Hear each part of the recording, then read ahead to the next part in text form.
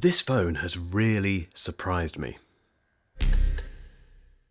So last week I was in China checking out the HUAWEI Pura 70 Ultra, which is this phone here. This isn't going to be your standard deep dive smartphone review. What am I talking about? I never do reviews like that. Anyway, this definitely isn't going to be that because I just want to answer one very simple question. Would I buy this phone? And I've made a list of what matters to me when it comes to smartphones. It's three things. It's the camera, it's the battery life, and it's the cross-platform interoperability. It's how well that phone works with my Mac. At the time of filming, you can't buy this phone in the UK, but it still deserves some attention for one very specific reason, which I'll get onto later. Let's just treat this as a buying journey for me. Would I buy this phone? Let's find out. Right. Okay, onto the specs and the pricing for the Pura 70 Ultra, and this is basically the successor to the P60 Pro, which is this phone that was launched last year. It's a big, big change. It's actually been 12 years since the first P series phone was introduced, and Huawei are treating this one as a bit of an anniversary. Well, it's obviously an anniversary, but it's quite a significant anniversary for them. And there's three phones in the range. We have the Pura 70, the Pura 70 Pro, and the Pura 70 Ultra, which is this one. Inside we have the Kirin 9010 chip, 16 gigabytes of RAM, either 512 or 1 terabytes of storage, and it's running Harmony OS 4.2. The X-True OLED display is 6.8 inches, it's got 2500 nits of peak brightness, 460 ppi, and it's got a 120 Hz variable refresh rate. And it's covered in crystal armor Kunlun. I have no idea if that's how you pronounce it. Basically, it's covered in this glass which is 300% more scratch resistant than regular glass. So in theory, it's very, very tough. And thankfully, the drop resistance has also been increased by 100%. There's a 5200 mAh battery in there, which is capable of 100 watt wired supercharging, 80 watt wireless charging, and 20 watt reverse wireless charging. The water resistance is IP68, it's got stereo speakers, and it's got a pop-out camera system with a 1-inch lens. I'll get onto that later. In terms of pricing, it's very hard to nail that down at the time of filming because you can't buy it in the UK, but roughly speaking, this is iPhone Pro Max money, which it should be because this is Huawei's flagship smartphone. However, if you live in certain European countries, you can pre-order the Pura 70, the Pura 70 Pro, and the Pura 70 Ultra, the one that I've been reviewing, today. And the Pura 70 Ultra starts at €1,499. I'll put a link down below so you can go and check it out. Let's talk about the design and the display on the Pura 70 Ultra, and firstly, it is a striking phone. Look at it. My girlfriend picked this up as soon as she saw it and said, "Wow, what is that?" She wasn't that excited. She kind of went, "Whoa, what's this?" Trust me, when it comes to my girlfriend and tech, that's a big thing. She normally picks phones up and goes, "Okay." It comes in three colours, black, brown and green, which is the version that I was given to review. It does look and feel like a flagship phone, as it should do, and I'm a big fan of this rear casing. This reminds me of the Motorola Edge 50 Pro, which I reviewed recently. That had a very similar back, which means basically that you're not going to drop it all the time. There's way too many flagship phones out there that have very slippery backs. You put those phones on any surface, no matter how flat it is, they just slip off and fall on the floor. That doesn't happen with this. But the design of the phone is absolutely dominated by this massive camera module, which I'll come on to later. When it comes to the display, I think it's fantastic. And again, I think we've reached peak smartphone display technology because I've not reviewed a phone in the last 2 years that's had a rubbish display. And the Pura 70 Ultra is no different. It's got 2500 nits of brightness, fantastic. It's got a 120 Hz variable refresh rate, fantastic. It's got a pinhole camera, no Monkey Island, and it has relatively flat edges. They do curve, but the screen itself doesn't curve around them, unlike the Edge 50 Pro. So again, if you don't like curved screens, you're going to like this. And now I suppose I have to talk about performance.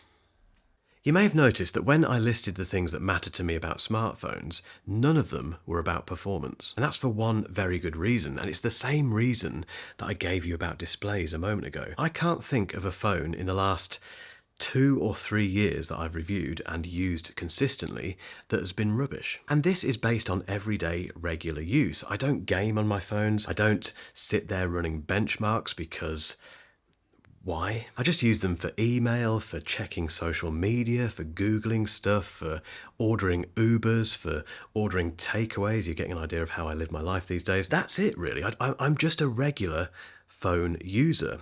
And for that use case, they're all the same. This feels super smooth, super responsive. You can fly around the operating system with no problems whatsoever. It doesn't slow down. It doesn't crash. As for Harmony OS, it feels familiar. It feels very customizable. The only caveat, and it's quite a big one if you live in the UK, is that you can't easily find the apps that you might be used to on your iPhone or your Android phone. Now, there's loads of apps in the app gallery, which is the app store on this phone, but you may not recognize many of them if you live in the UK.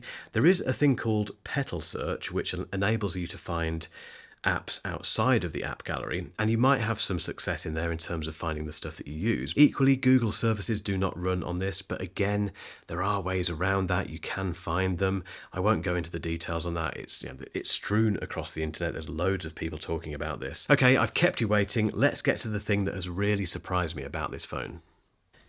I'm talking about the camera system, which is basically fantastic. As noted earlier, the Pura 70 Ultra is dominated by that camera system, both from a design perspective, but also due to the fact that it is clearly a key point of differentiation for Huawei this year. And the specs are pretty impressive. There's a 40 megapixel ultra-wide with an f2.2 aperture, a 50 megapixel macro telephoto with an f2.1 aperture, and that crazy pop-out camera with a 1-inch sensor and a variable aperture of f1.6 to f4. Just a quick note on the example images that I'm showing you. These were all shot in China during my visit there last week, and they're straight out of the camera. Now, Huawei has claimed to be the first to the post with a number of camera advancements in this industry. I'll leave it to you guys to argue this out in the comments, because I'm sure you've all got your own opinions on these. They were apparently the first to introduce night mode in 2018. They also introduced the first dual camera system in 2016, and the first telephoto lens with a periscope lens, all that stuff,